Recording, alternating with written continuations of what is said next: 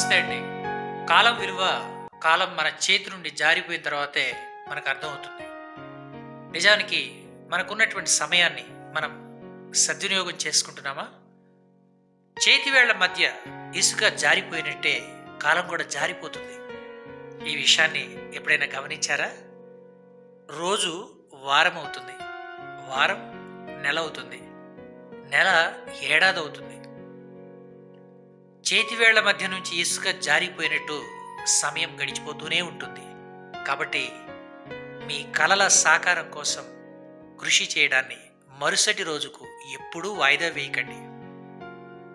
అలా వేస్తే మీరు పొందాల్సిన ఎన్నో గిఫ్ట్స్, ఎన్నో బహుమతులు, మరెన్నో లాభాలు మీ చేతులారా మీరే పోగొట్టుకున్నవారవుతారు. మరి ఏం చేయాలో అర్థమైందిగా? మరొక ప్రేరణను కలిగించే మోటివేషనల్ అంశంతో మీ ముందుకు వస్తాను. Take care. Have a great day.